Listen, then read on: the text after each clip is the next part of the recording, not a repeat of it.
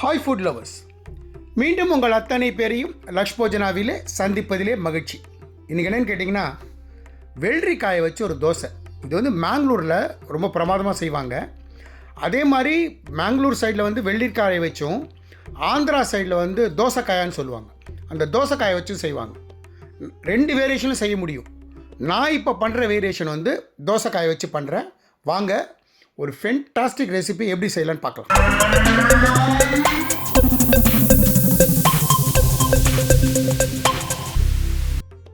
நான் வந்து ஒரு கப்பு தோசைக்காய் எடுத்துட்டுருக்கேன். நான் இப்போ தோசைக்காய் வச்சு செய்கிறேன். ஒரு கப்பு தோசைக்காய் எடுத்துருக்கேன். நீங்கள் ஒரு கப்பு வெள்ளரிக்காய் எடுத்துக்கலாம். அதே மாதிரி நான் வந்து இதுக்கு வந்து ஒரு அரை கப்பு துருவின தேங்காய் வச்சுட்டுருக்கேன்.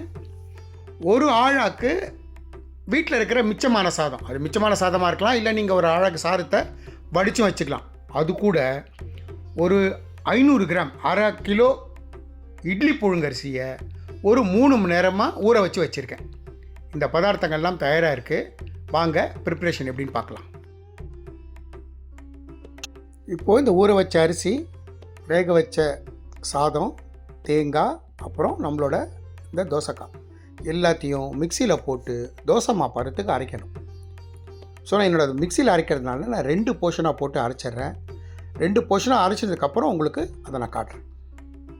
பொதுவாக இந்த தோசை, இட்லி எதுவாக இருந்தாலும் நம்ம அந்த ஊற வச்ச தண்ணி இருக்குல்ல, அந்த தண்ணியை வந்து நீங்கள் அரைக்கும் போது யூஸ் பண்ணிட்டீங்கன்னா சீக்கிரமாக புளிக்கும். இது ஒரு சின்ன டிப்பு.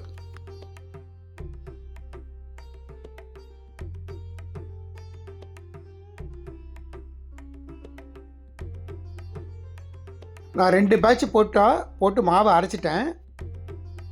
இப்போது இதில் உப்பை போட்டு நல்லா கையில் பீட் பண்ணி ஒரு 8 மணி நேரம் நம்ம புளிக்க வைப்போம்.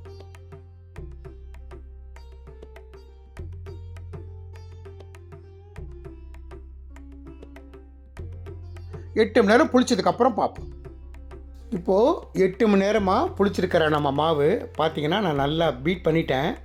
இந்த போரிங் கன்சிஸ்டன்சி இருக்கணும். நம்ம நார்மலாக தோசை மாவு கன்சிஸ்டன்சி, அந்த கன்சிஸ்டன்சி இருக்கட்டும். அதை முதல்ல தயார் பண்ணிக்கலாம். இப்போது நம்மளோட தோசைக்கல் வச்சுருக்கோம். ரெகுலராக நம்ம பண்ணுற மாதிரி தோசைக்கல்லை சீசனிங் பண்ணிவிட்டு நம்ம நார்மலாக வாக்குற மாதிரி தோசை வாக்கலாம். இது எந்த அளவுக்கு பிடிச்சிருந்ததுன்னா மேலே வந்து பார்த்திங்கன்னா அப்படியே ஸ்பாட்டாக வரும், ஹோல்ஸாக வரும். அந்த அளவுக்கு ஹோல்ஸ் வந்ததுன்னா மாவு நல்லா புளிச்சிருக்கு, கரெக்டான மெஷர்மெண்ட்டில் இருக்குதுன்னு அர்த்தம். ஸோ இது வந்து அந்த மாதிரி மேலே நல்லா கண் வச்சு வந்ததுன்னா தோசை வந்து அவ்வளோ சாஃப்டாக இருக்கும்.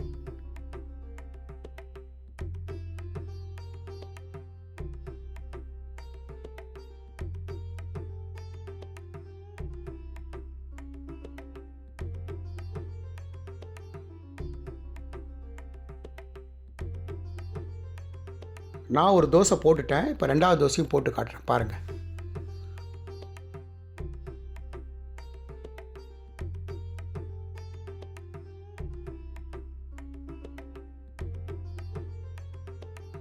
நல்லா ஒரு பக்கம் வந்து 2 நல்லா ப்ரௌன் கலரில் வரும், நல்லா சாஃப்டாக இருக்கும்.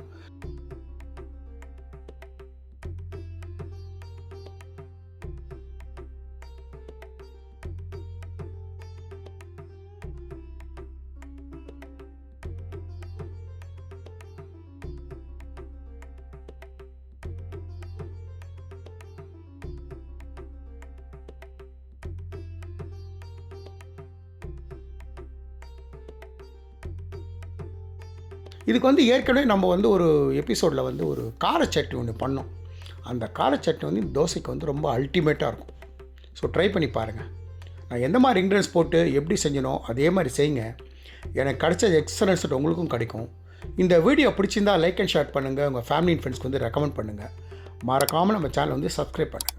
தேங்க்ஸ் ஃபார் வாட்சிங் my all videos. Lakshman signing off from Laksh Yojana.